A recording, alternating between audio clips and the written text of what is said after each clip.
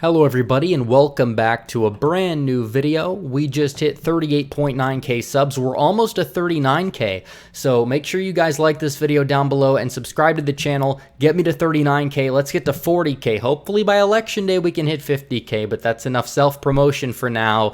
And now we have to talk about my friends over at My Patriot Supply. As Americans, we need to be prepared, and that includes avoiding the long lines at the grocery store by stocking up on disaster food supply, and there is no better disaster food kit than the ones over at American-made My Patriot Supply. If you guys want to see it, look on the screen. Does that food not look good? That's disaster food. You're going to love the disasters if you're going to have food like this, so you guys want to make sure you get it. Make sure you go to preparewithredigal.com. That is preparewithredigal.com, and you can save up to $100 on a 4-week emergency food supply when you go to my special website. So make sure you guys go to preparewithredigal.com. And we have to talk about the economy. Trump returns to form in Rose Garden victory lap. This is from Real Clear Politics, the unbiased source of news that we have, the only news aggregator that we have that's really fully unbiased. And what this shows is that Donald Trump is actually doing well. The economy, they said, oh, Blump is going to lose 7.5 million jobs. What happened? Trump gained nearly 3 million jobs. That's over almost like a 10 million gain from what the experts expected. And the stock market's through the roof. So a lot of people talked about the economy. Trump is now saying that this is not some sort of, long U-shaped recovery or even a V-shape. It's a rocket ship. And if you look at the numbers, that's really what it is. The magic keeps continuing. Every time Teflon Don, he proves them wrong when people are doubting him. And this is just another example. Donald Trump's economy is still going. And is the left's going to say it's Obama this time around because you see a strong recovery? And of course, it's not all recovered. I mean, we have still millions of people out of work. But the point is that they're recovering. The stock market is roughly where it was in late 2019. And 2020, we have a big dip. But guess what? It went right back up. Unemployment rate went up to 18 or 15% or so. And the experts said 40% unemployment. We don't have that. We're opening back up. And believe it or not, the riots are helping accelerate that. We're opening back up. We're opening. America is reopening for business. The unemployment rate dipped to, 13%? That could be cut down to 7% by election day. I'm not going to make that prediction.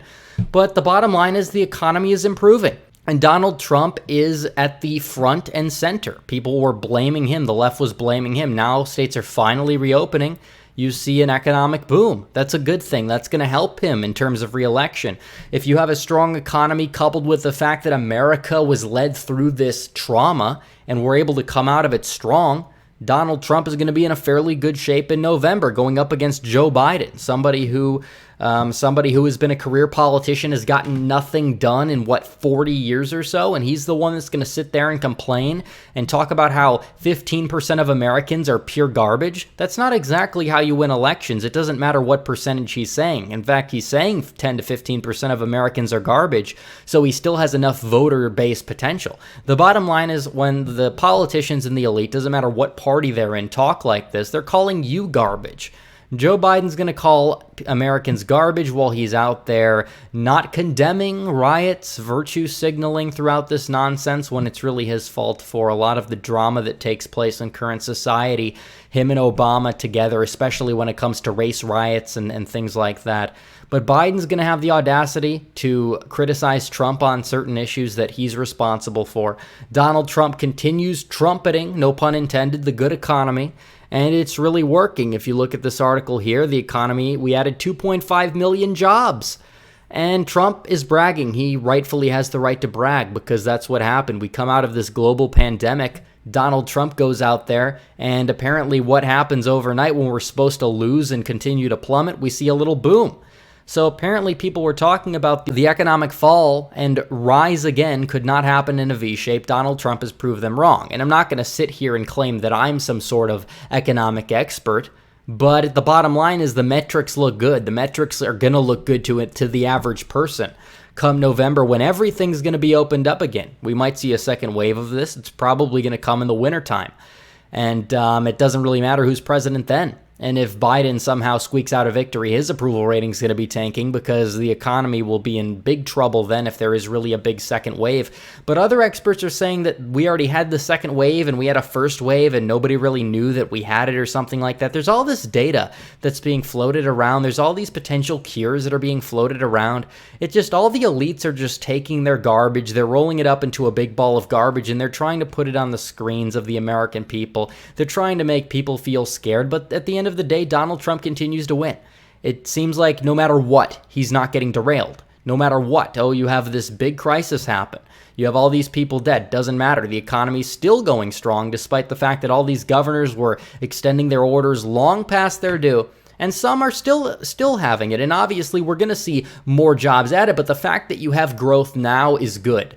Because when it comes to quarter three, the quarter three numbers are going to be out sometime early October. And if we're not in a recession, if we see growth in quarter three, as some economists have said, that's going to be a very good thing for Donald Trump's reelection bid if we see quarter three growth.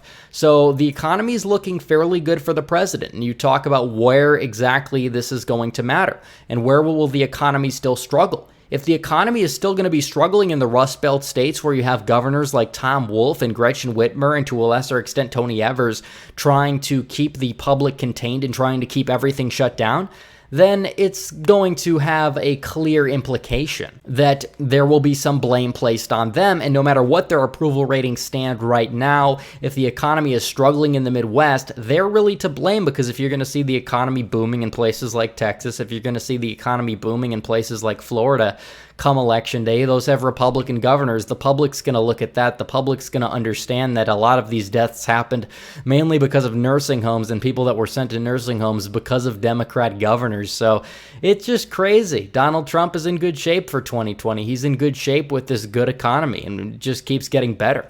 And people were talking about a Dow bottoming out. What happened to the Dow? It went from almost 30K to 20K.